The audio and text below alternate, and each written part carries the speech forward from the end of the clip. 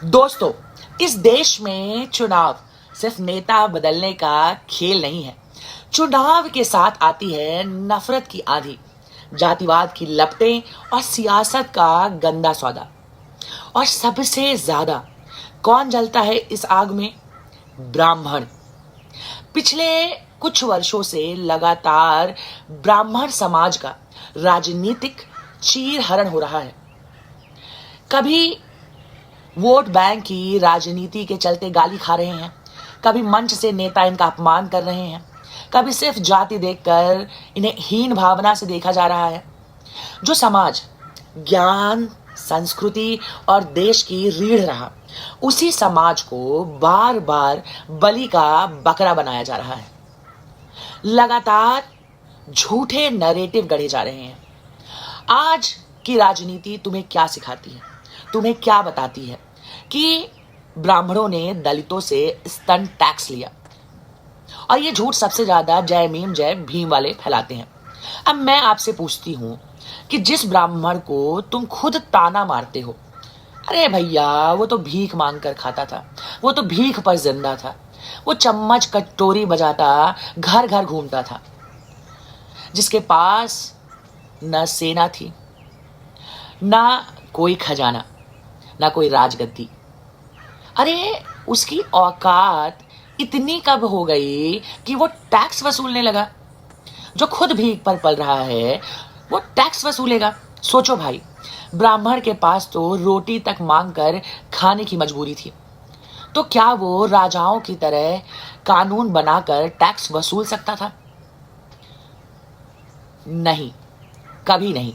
सच ये है कि 19वीं सदी के त्रावणकोर राज्य में, जिसे आप आज केरल के नाम से जानते हैं, यह स्तन टैक्स मुल्कारम लगाया गया था। और यह टैक्स लगाया था राजा मार्तंड वर्मा द्वितीय ने, और वो कोई ब्राह्मण नहीं था। मार्तंड वर्मा द्वितीय कोई ब्राह्मण नहीं था। वह उस समाज से आता है जिसे आज की राजनीति ओबीसी कहकर बुलाती है। और एक बात और, ब्राह्मण उस समय भी इस तरह के किसी भी टैक्स के अमानवीय कृत्य के खिलाफ ही खड़े थे, और आज भी हम ऐसे असामाजिक तत्वों के खिलाफ ही खड़े हैं। उन्होंने इस अन्याय को चुनौती भी दी, लेकिन आज की राजनीति ने झूठ फैलाया, सच को पलटा, ब्राह्मण को विलन बना दिया,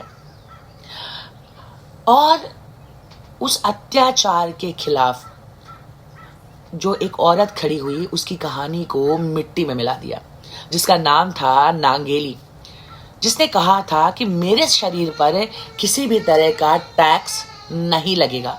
और फिर उसने अपने ही हाथों से अपने स्तन काट कर राजा मार्तंड वर्मा द्वितीय के दरिंदों को सौंप दिया।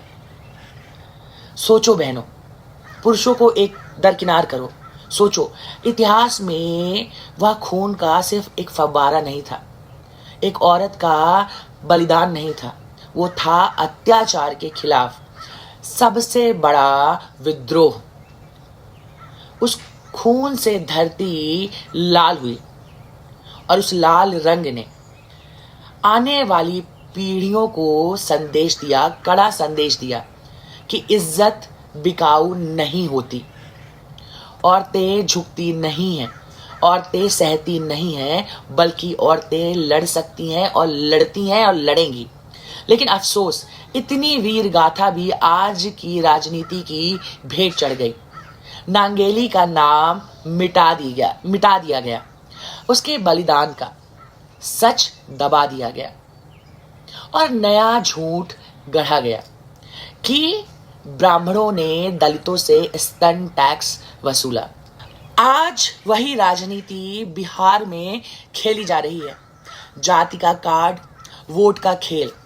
राहुल गांधी और तेजस्वी यादव मंच से पूछते हैं, मंच से कहते हैं कि ये जाति तुम्हारी है, ये जाति हमारी है। भाई, इतिहास में भी जाति का खेल खेला गया था, और आज भी वही जहर फैलाया जा रहा है। इतने वर्षों में कुछ नहीं बदला। ब्राह्मण को विलन बनाना, दलितों को मोहरा बनाना, और सच को छुपाकर समाज को तोड़ना, ये सब सिर्फ और सिर्फ सत्ता की भूख है। अगर अगर अगर आपको इतिहास जानना है तो पूरा जानो। अगर नायक देखना है तो नांगेली जैसी औरतों को देखो, और अगर विलन खोजना है तो राजनीति के उन धंधेबाजों को देखो जो आज भी तुम्हें जातियों में बांटकर राज करना चाहते हैं। बहुत सारे लोग कहेंगे कि तू खुद ब्राह्मण है इसलिए ब्राह्मणों को डिफेंड कर रही है। नहीं, मेरा काम ब्राह्मणों को डिफेंड करना नहीं है। मेरा काम है सच बताकर हिंदुओं को एकजुट करना, हिंदू एकता को बनाए रखना। अगर आप भी चाहते हैं कि हम हिंदू एक रहें, यूनाइटेड रहें, सेफ रहें, तो कमेंट में जय श्री राम लिखें और इस वीडियो को ज़्यादा से ज़्यादा शेयर करें। मेरे चैनल को सब्सक्राइब करें। अगर कोई त्रुटि हुई हो तो क्षमा करें, लेकिन इतिहास सदैव सच्चा पढ़ें। वामपंथियों पर विश्वास ना करें और नेताओं पर तो फूटी कौड़ी का विश्वास ना करें। जय श्री राम, जय हिंद।